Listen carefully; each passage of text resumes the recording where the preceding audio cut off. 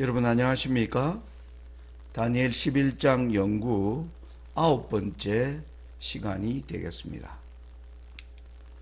지난번 저희들은 다니엘 11장 40절까지를 연구를 했습니다.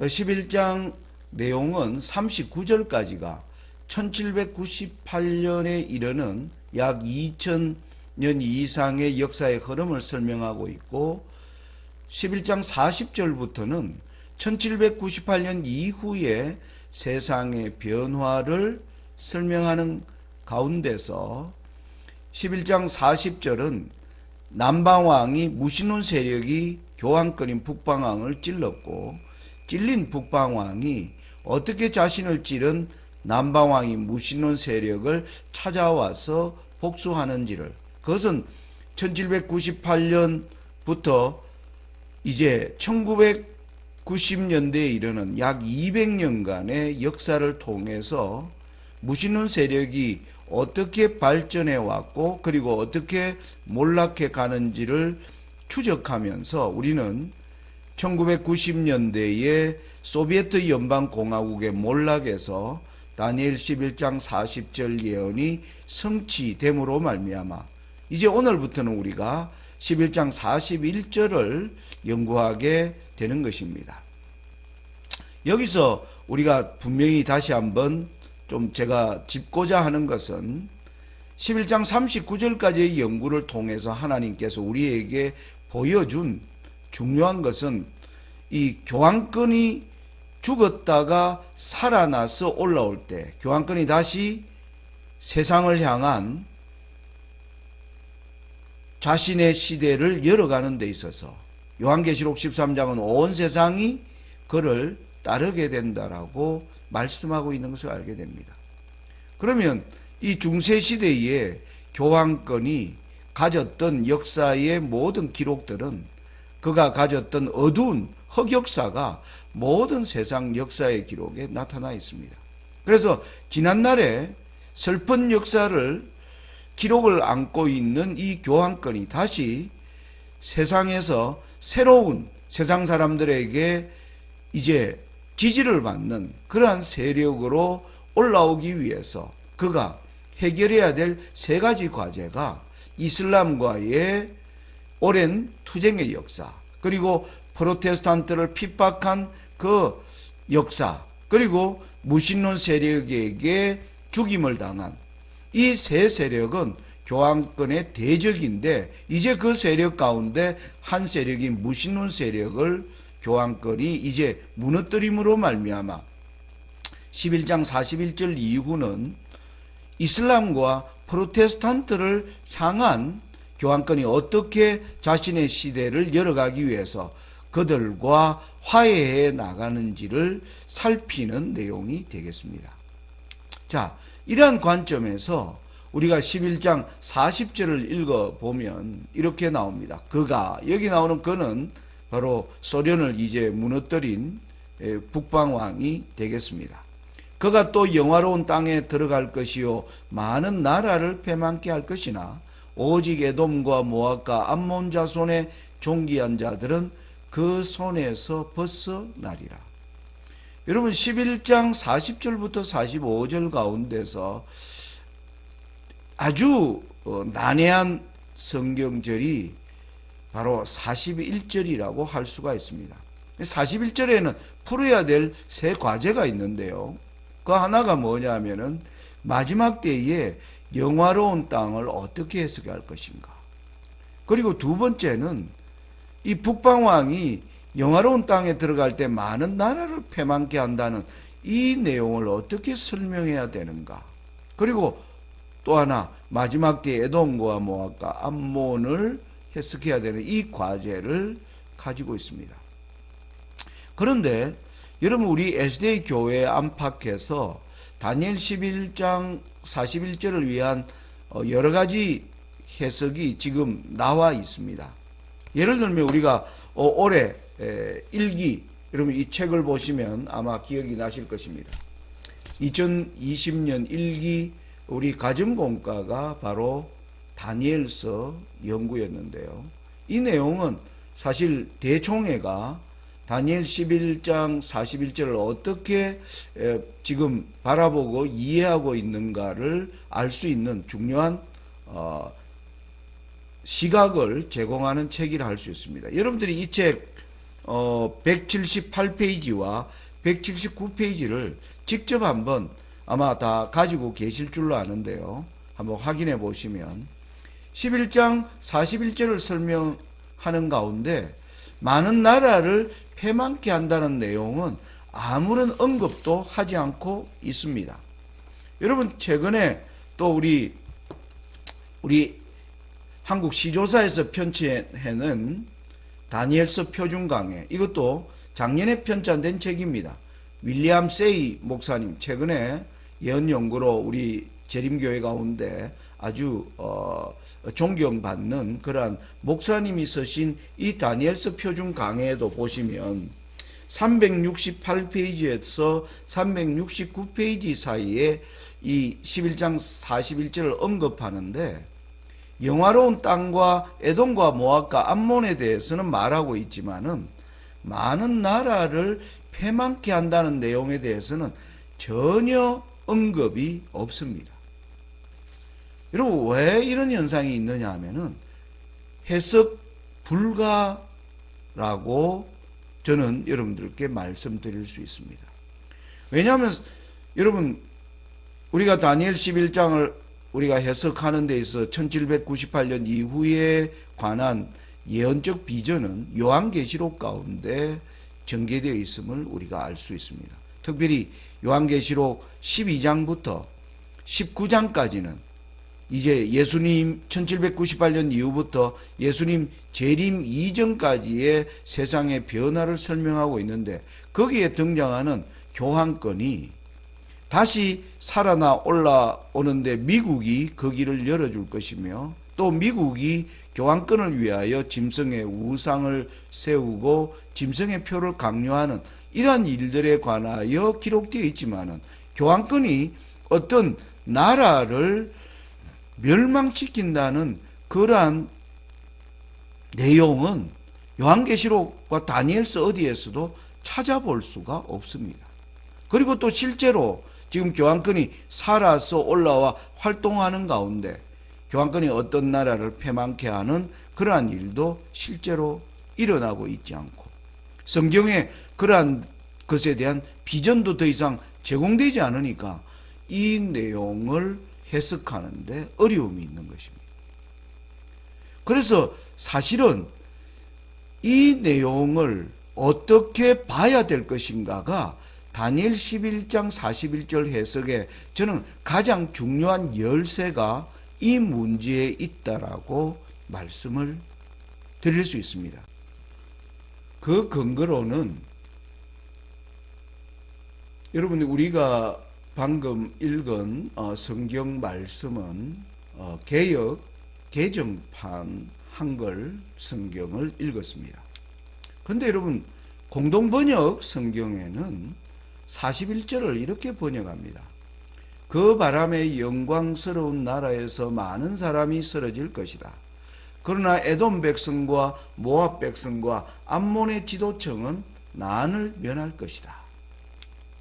여러분 한글 킹제임스 버전은 그는 또한 영광스러운 땅에 들어갈 것이요 많은 나라들이 전복될 것이라. 그러나 이들 곧 에돔과 모압 그리고 암몬 자손의 우두머리는 그의 손에서 피하리라. 여러분 최근 표준 세번역 성경은 그 바람에 그는 영광스러운 땅 곧 약속의 땅까지 쳐들어와서 수많은 사람을 죽일 것이다. 그러나 에돔과 모압과 암몬 백성의 지도자들은 그의 손에서 피할 것이다. 여러분 최근 현대어 성경 보겠습니다. 심지어 그는 약속의 땅 하나님 백성들이 사는 그 거룩한 땅까지 쳐들어가 수없이 많은 사람들을 쳐 죽일 것이다. 하지만 에돔과 모압과 암몬 백성의 대부분 사람들은 그 침략군의 손아귀에서 벗어날 것이다. 여러분 여러 가지 여기 보면 영화로운 땅 그리고 에돔과 모압과 암몬은 공통적으로 나옵니다. 그런데 이 번역마다 조금 다른 부분이 어떤 부분인가? 제가 여기 빨간 글씨로 써놓은 겁니다. 어떤 번역은 많은 나라를, 교환권이 영화로운 땅에 들어갈 때 많은 나라를 패망케 할 것이라고 번역하는 반면에, 여러분 공동 번역에는 많은 사람이 쓰러진다.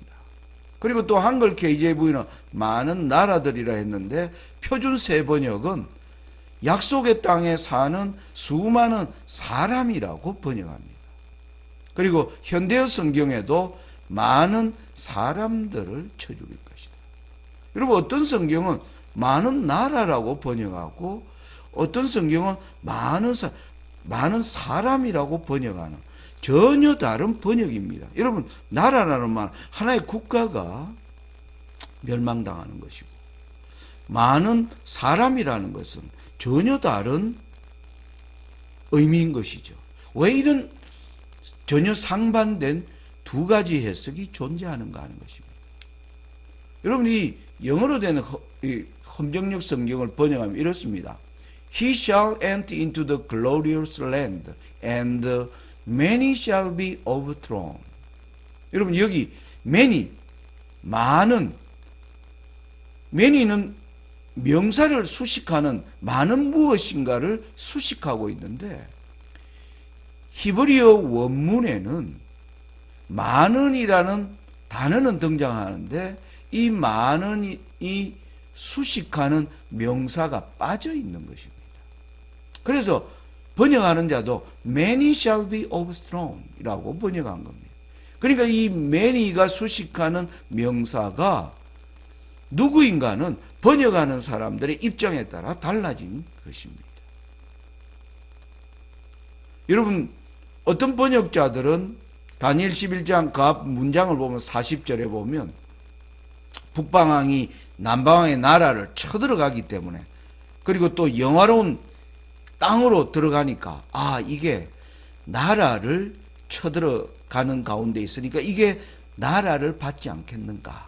그래서 어떤 번역자들은 많은 나라라고 번역한 것입니다. 그런데 여러분 11장 41절의 후반을 보면 에돔과 모압과 암몬 자손의 존귀한 사람들은 그 손에서 벗어나리라. 뒷문장은 사람들을 얘기하는 것입니다. 그래서 이것은 번역자에 따라 사람으로도 볼 수 있고 나라로도 볼 수 있는 것이죠. 그래서 두 가지 번역이 가능한 겁니다. 자, 저는 이렇게 번역을 해보는 겁니다. 그가 또 영화로운 땅에 들어갈 것이요 많은 사람을 패망케 할 것이나 오직 에돔과 모압과 암몬 자손의 존귀한 자들은 그 손에서 벗어나리라. 여러분 다니엘 11장 41절의 해석의 어려운 문제를 해결하기 위해서는 나라라 해석하기에는 아까 말씀드린 것처럼 해석할 수가 없습니다. 그러면 우리가 뭐로 번역을 해볼 수 있습니까? 사람으로 번역을 하는 것입니다.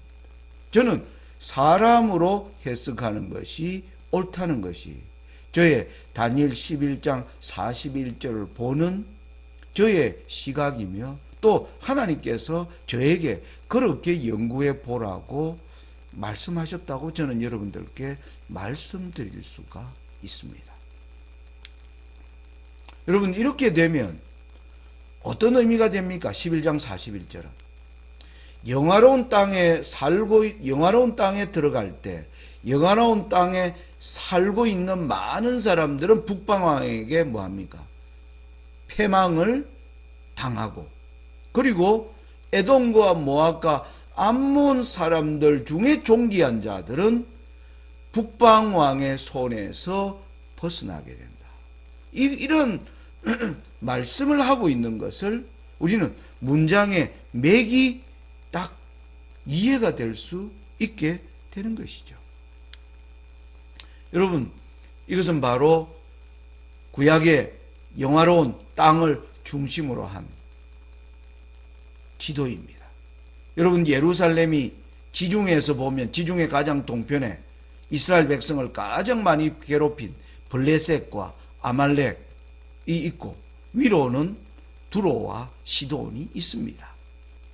그리고 예루살렘이 있고요. 예루살렘 동편에는 북편에 아람, 그리고 암몬, 모압, 에돔 이렇게 이루어져 있으면서 이 나라들이 끊임없이 이스라엘을 괴롭힌 역사를 우리는 구약 성경 전체에서 볼 수가 있습니다.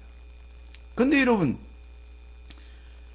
영화로운 땅인 예루살렘과 에돔과 모압과 암몬이 가진 특성을 여러분들 아실 것입니다.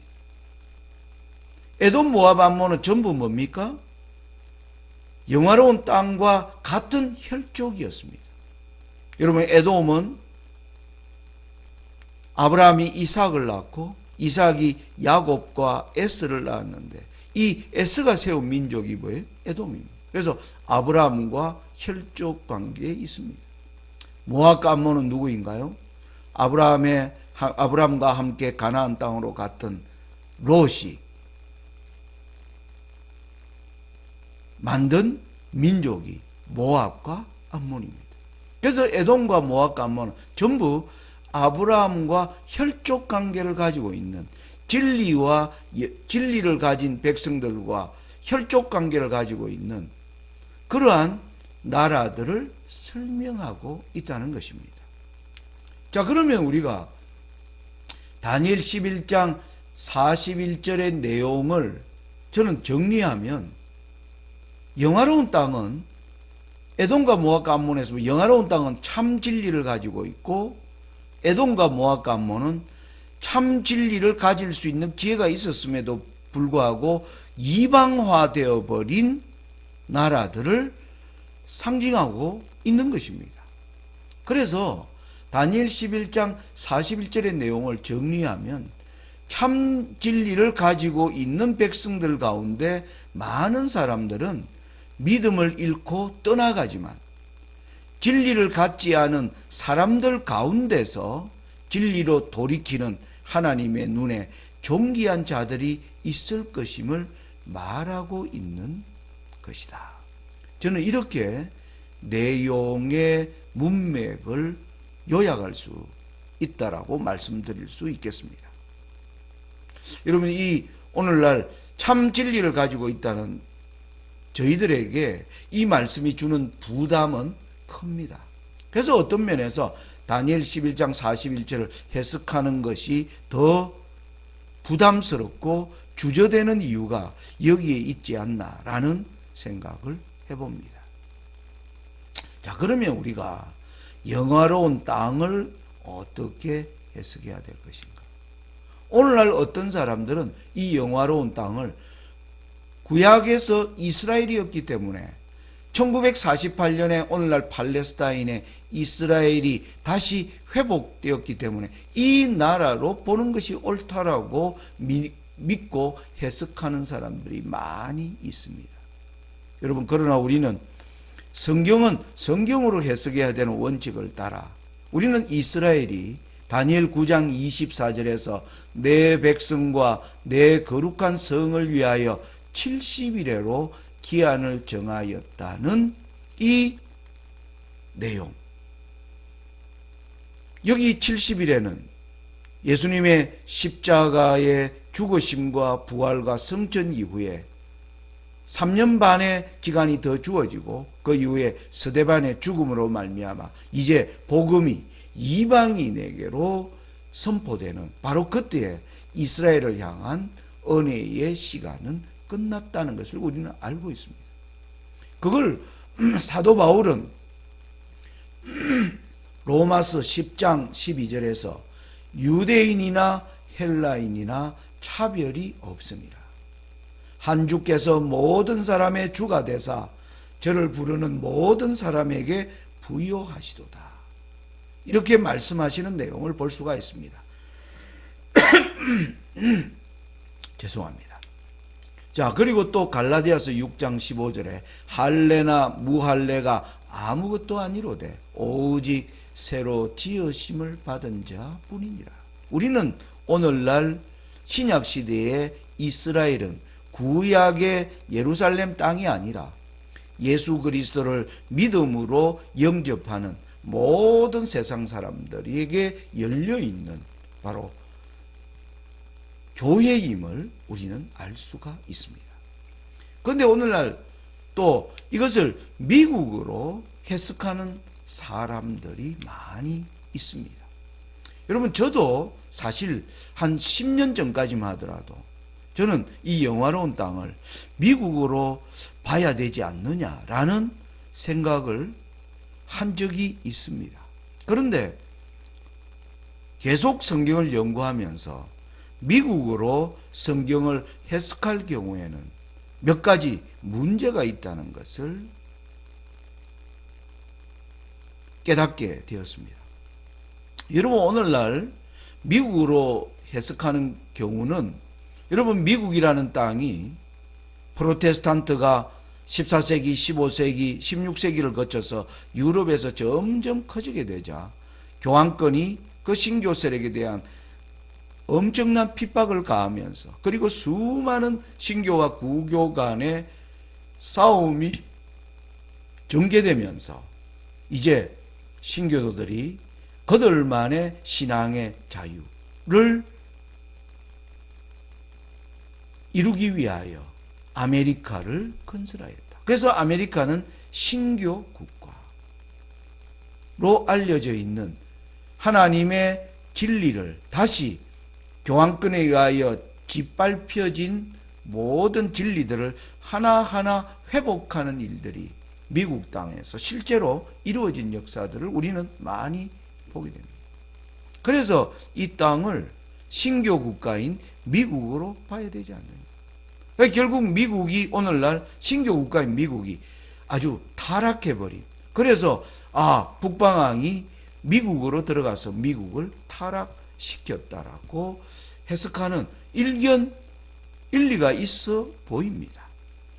그런데 무슨 문제가 있느냐 하면, 여러분, 우리는 다니엘 11장 40절을 해석하면서 이미 소비에트 연방공화국을 무너뜨리는데 미국과 교황권이 이미 연합되어 있는 모습을 보는 것입니다.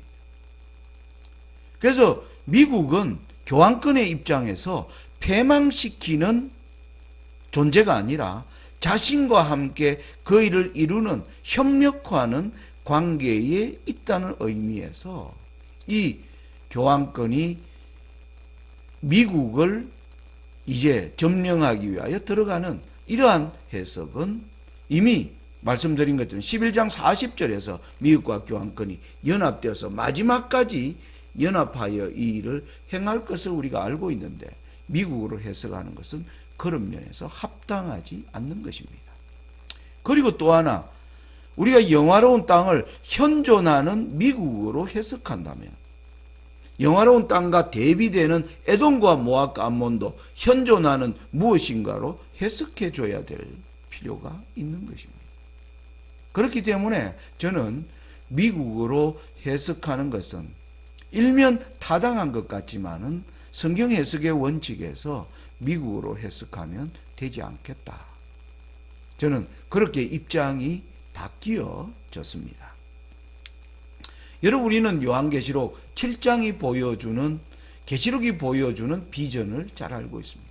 마지막 때에 관한 얘기를 하는 가운데 7장 1절에 보면, 일구에 내가 네 천사가 땅 네 모퉁이에 선 것을 보니 땅의 사방의 바람을 붙잡아 바람으로 하여금 땅에나 바다에나 각종 나무에 불지 못하게 하더라. 또 봄에 다른 천사가 살아계신 하나님의 인을 가지고 해돋는 데로부터 올라와서 땅과 바다를 해롭게 할 권세를 얻은 네 천사를 향하여 큰 소리로 외쳐 가로되, 우리가 하나님의 종들의 이마에 인치기까지 땅이나 바다나 나무나 해하지 말라 하더라. 여러분, 계시록 7장은 성경에 6인이 떼어지고 마지막 7째 인이 떼어지려고 하는 그 막간에, 오늘날 마지막 때에 하나님의 진리를 가지고 일어날 하나님의 입맞은 백성들을 보여주는 중요한 장면입니다.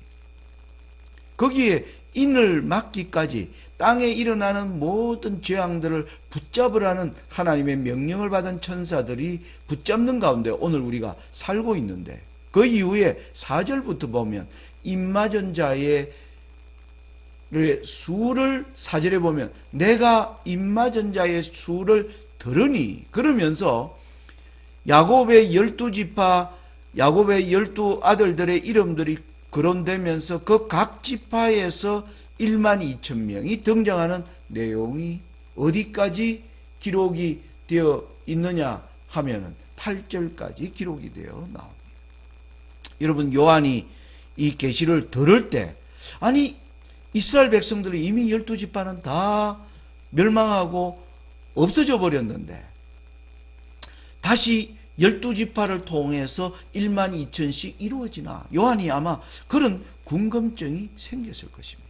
그 요한을 위해서 하나님이 9절에 보여주십니다. 9절에 보면 이렇게 나옵니다. 일 후에 내가 보니 각 나라와 족속과 방언과 백성에서 아무라도 능히 셀 수 없는 큰 무리가 나오는 것입니다. 여러분, 들을 때는 이스라엘의 12지파로 들렸는데 요한이 그것을 보니까 이 이스라엘의 12지파는 뭐로 바뀐 것입니까? 각 나라와 족속과 백성과 방언으로 설명되어 있음을 요한이 깨닫게 된 것입니다. 그래서 오늘날 구약시대의 영화로운 땅이었던 이스라엘, 예루살렘은 신약의 시대에 있어서는 각 나라와 족속과 백성과 방언 가운데 퍼져 있는 바로 교회임을 우리는 알고 있는 것입니다. 그래서 신약 시대의 영화로운 땅은 교회인데, 그런데 이 교회의 역사를 어떻게 2000년에 이 교회 역사가 이제 2000년을 흘러가게 되는데 이 교회의 역사를 요약한 것이 우리는 요한계시록 1장부터 3장부터 전개되는 7교회를 통하여 나타난 것을 알고 있는 것입니다. 에베소, 스무나, 브가모, 두아디라, 사데, 빌라델비아, 라오디게아로 이어지는 이 교회가 역사적으로 어떤 흐름을 가지는가?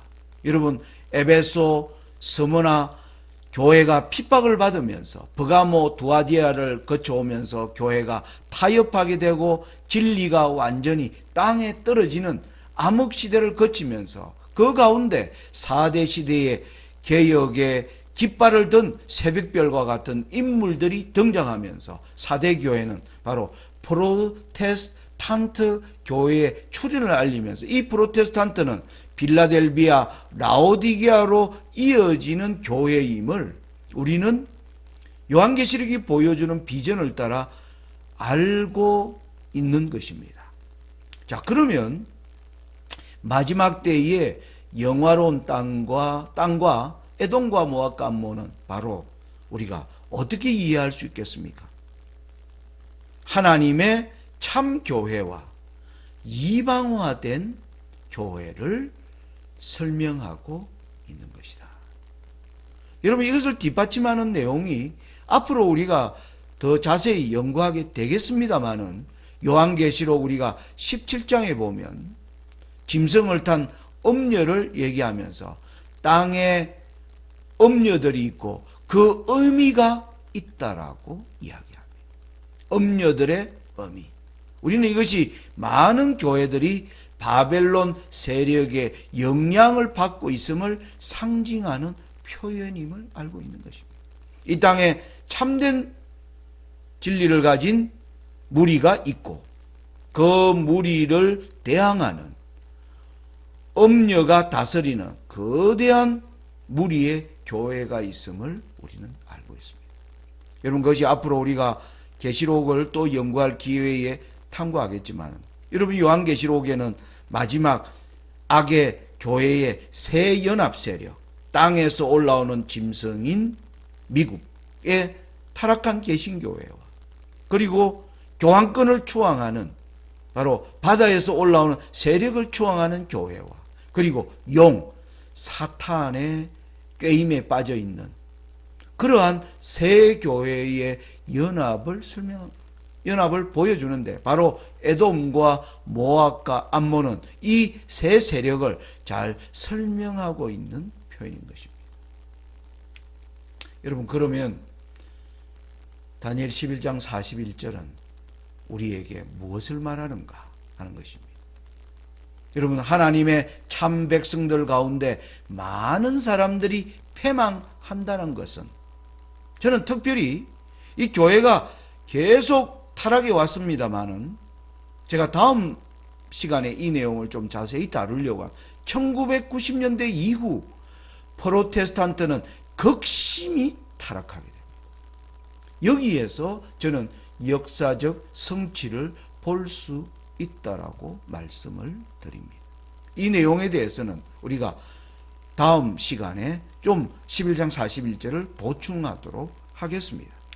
여러분, 우리는 역사에서 나타난 교황권의 대적 가운데 이미 우리는 무신론 세력은 이제 교황권 입장에서 해결을 하였고, 프로테스탄트와 이슬람을 이제 문제를 해결하는 데 있어서 교황권이 바로 프로테스탄트를 자기와 친한 세력으로 만들어 가는 것을 설명하는 것이 저는 다니엘 11장 41절이라고 말씀을 드릴 수가 있게 되는 것입니다.